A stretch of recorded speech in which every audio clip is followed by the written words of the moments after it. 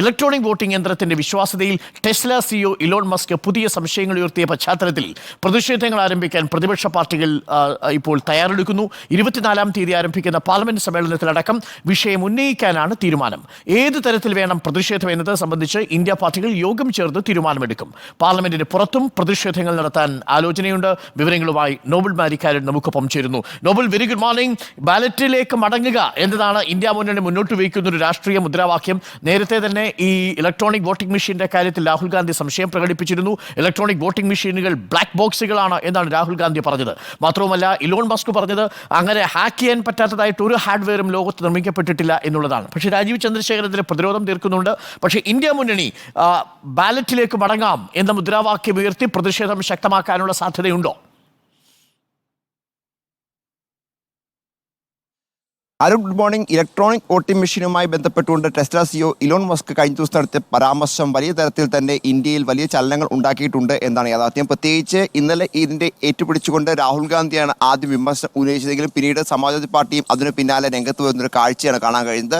Voting യന്ത്രത്തിൻ്റെ വിശ്വാസത്തിൽ പല ഘട്ടങ്ങളിലും പല സംശയങ്ങളും പ്രതിപക്ഷ പാർട്ടികൾ ഇന്ത്യയിൽ ഉന്നയിച്ചിട്ടുണ്ട്. പ്രത്യേകിച്ച് പല പാർട്ടികളും ഈ തെരഞ്ഞെടുപ്പ് ഘട്ടത്തിലാണെങ്കിൽ പോലും ഇന്ത്യ സഖ്യം ഒരുമിച്ച് പോയിക്കൊണ്ട് ഈ തെരഞ്ഞെടുപ്പ് കമ്മീഷനടക്കം അവരുടെ ആശങ്കകൾ പങ്കുവയ്ക്കുകയും ചെയ്തതാണ്. എന്താണെങ്കിൽ നിലവിലത്തെ പുതിയ സംഭവവികാസങ്ങളുടെ പശ്ചാത്തലത്തിൽ ഈ ബാലറ്റിലേക്ക് മടങ്ങുക എന്ന ആവശ്യം കൂടുതൽ ശക്തമാക്കാൻ തന്നെയാണ് ഇന്ത്യ പാർട്ടികളുടെ തീരുമാനം എന്താണ് നമുക്ക് വിവരം ലഭിക്കുന്നത്. അതുമായി ബന്ധപ്പെട്ട പ്രതിഷേധങ്ങളിലേക്ക് ഉൾപ്പെടെ അവർ കടക്കാനുള്ള സാധ്യതയും ഉണ്ട് എന്ന് പറയുന്നു. പ്രത്യേകിച്ച് പാർലമെന്റ് സമ്മേളനം ആരംഭിക്കാൻ പോവുകയാണ്. 24-ാണ് സമ്മേളനം ആരംഭിക്കുന്നത്. അതിനു മുന്നോടിയായി തന്നെ പ്രതിപക്ഷ പാർട്ടികൾ യോഗം ചേർന്നുകൊണ്ട് ഇലക്ട്രോണിക് വോട്ടിംഗ് മെഷീൻ അടക്കമുള്ള വിഷയങ്ങൾ ഉയർത്തിക്കൊണ്ട് പ്രതിഷേധം അടക്കം സംഘടിപ്പിക്കാനുള്ള നീക്കവും അതോടൊപ്പം തന്നെ ബാലറ്റിലേക്ക് മടങ്ങണം എന്ന മുദ്രാവാക്യം ഒരിക്കൽ കൂടി ശക്തമായി ഉയർത്താനുള്ള തീരുമാനത്തിലേക്കും പോകും എന്നാണ് വിവരം ഉള്ളത്. അതോടൊപ്പം തന്നെ പാർലമെന്റിന് പുറത്തും പ്രതിഷേധങ്ങൾ സംഘടിപ്പിക്കാനുള്ള സാധ്യത. ഇന്നലെ ഇലോൺ മസ്ക് ഈ ഇലക്ട്രോണിക് വോട്ടിംഗ് മെഷീൻ പ്രത്യേകിച്ച് ഏത് ഇലക്ട്രോണിക് ഉപകരണവും ഹാക്ക് ചെയ്യാൻ കഴിയും എന്ന് പറഞ്ഞതിന് പിന്നാലെ വലിയ തരത്തിൽ പ്രതിപക്ഷ പാർട്ടികൾക്കിടയിൽ പോലും ഈ വിഷയം ഒരിക്കൽ കൂടി ഉയർത്തി ശക്തമായ ഒരു പ്രതിഷേധം ഉയർത്തണം എന്ന ഒരു വികാരം ഉണ്ട്. അതിൻ്റെ ഭാഗമായി തന്നെയാണ്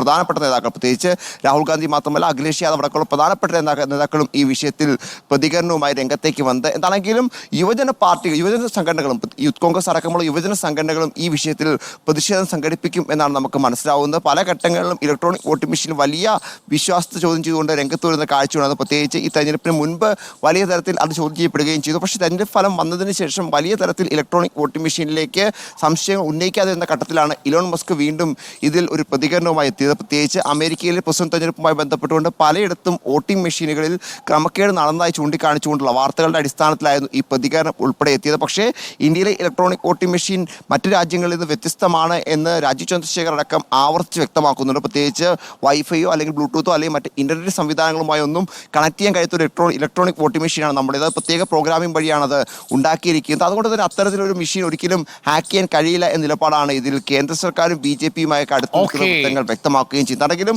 വരും ദിവസങ്ങളിൽ ഈ വിഷയം കൂടുതൽ സജീവ ചർച്ചയാക്കാൻ തന്നെയാണ് പ്രതിപക്ഷ പാർട്ടികളുടെ തീരുമാനം. അത് ഏറ്റവും പ്രധാനപ്പെട്ട കാര്യം പാർലമെന്റിൽ തന്നെ ഈ വിഷയം ഉന്നയിക്കും എന്നുള്ളതാണ്. അരുൺ, അപ്പോൾ പാർലമെന്റിനകത്തും പാർലമെന്റിന് പുറത്തും പ്രതിപക്ഷ കക്ഷികൾ EVM-ന്റെ വിശ്വാസ്യത സംബന്ധിച്ചുകൊണ്ടുള്ള പ്രതിഷേധമുയർത്താനാണ് സാധ്യത. പ്രത്യേകിച്ച് ഇലോൺ മസ്ക് കൂടി ഇത്തരത്തിലുള്ള ഒരു ഹാർഡ്വെയറും ഒരു ഇലക്ട്രോണിക് മെഷീനും ഹാക്ക് ചെയ്യപ്പെടാൻ പറ്റാത്തതായിട്ടില്ല എന്ന നിലപാട് കൂടി പറഞ്ഞിരിക്കുന്ന ഒരു സാഹചര്യത്തിലാണ് ഇപ്പോൾ ഇത്തരത്തിലൊരു നിലപാടുമായി പോകുന്നത്.